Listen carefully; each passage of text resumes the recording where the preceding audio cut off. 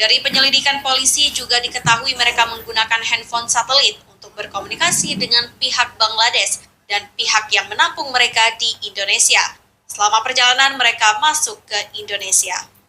Karena ini adalah kejahatan yang terorganisir, jadi sudah bisa kita buktikan di wilayah Aceh Timur, 50 orang yang masuk itu, 28 orang itu warga Bangladesh dan 3 orang memiliki paspor. Jadi yang lainnya 25 orang itu berdasarkan hasil interogasi kita dan wawancara kita terhadap para pelaku tersebut. Kapalnya ada. Jadi mereka memang membeli kapal dan kapal itu sudah dipersiapkan untuk masuk ke kita dan sudah dianggap kapal hilang masuk ke kita.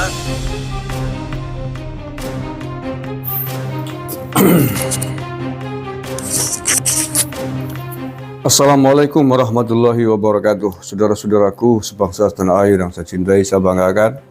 Salam, Om Swastiastu, Namo Buddhaya, salam kebajikan rahayu, salam sejahtera untuk kita semuanya. Itu tadi penjelasan dari Kapolda Aceh, Irjen Pol Ahmad Kartiko, yang pada intinya beliau menegaskan bahwa kedatangan imigran-imigran gelap dari Rohingya ke Aceh adalah murni kejahatan penyelundupan manusia. Jadi bukan murni pengungsi, tapi murni kejahatan penyelundupan manusia.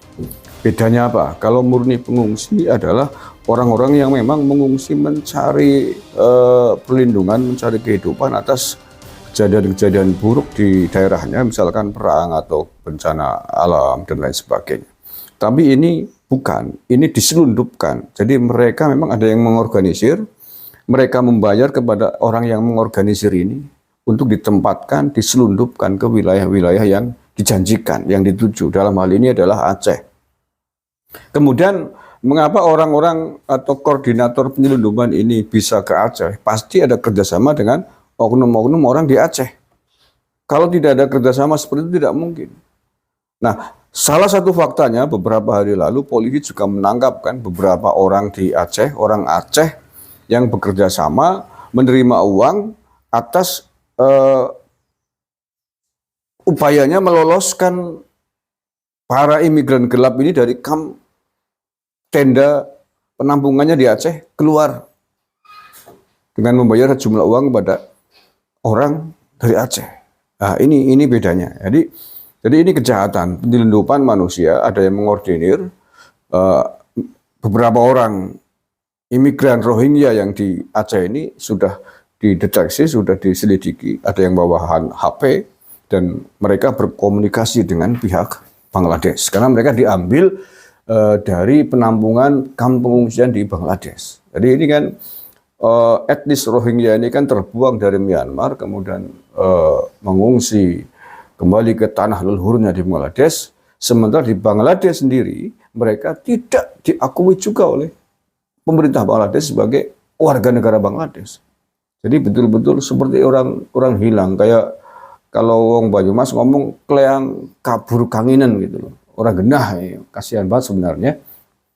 Tapi bahwa walaupun demikian kita juga tidak mau bertaruh resiko kedatangan mereka berbahaya bagi tanah air, bagi bangsa dan negara ini.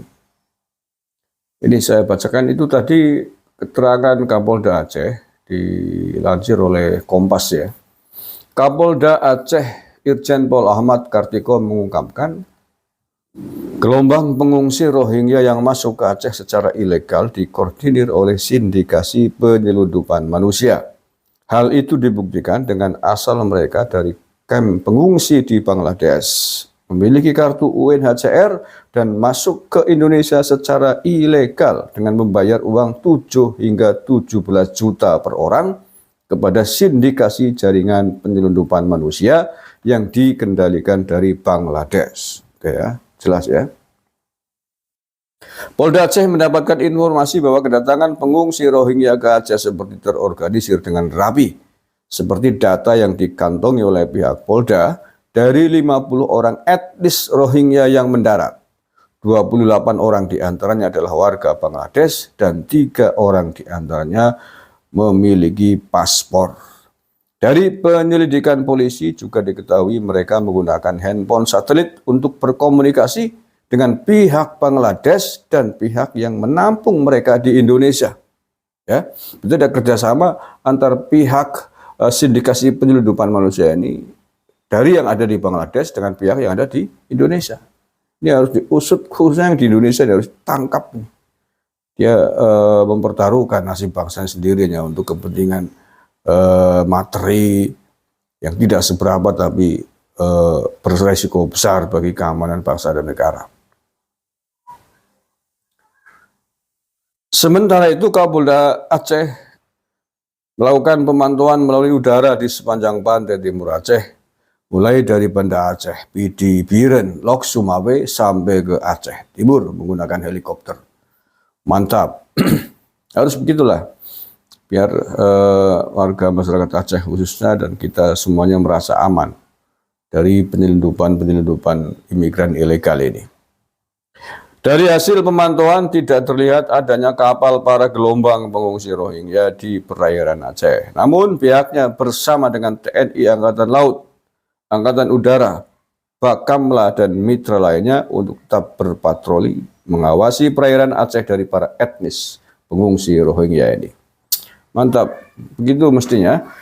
Alhamdulillah ya, kita acungi jempol bravo untuk aparat TNI Polri kita yang sudah semakin mantap, serius menjaga perairan kita agar imigran-imigran gelap yang diselundupkan oleh sindikat-sindikat kurang ajar ini tidak bisa masuk ke wilayah Indonesia. Bravo TNI Polri kita. Mudah-mudahan terus digiatkan dan jangan lengah. Kita juga harus waspada. Saya sudah pernah sampaikan kemarin bahwa negara-negara Timur Tengah yang konflik itu banyak banget.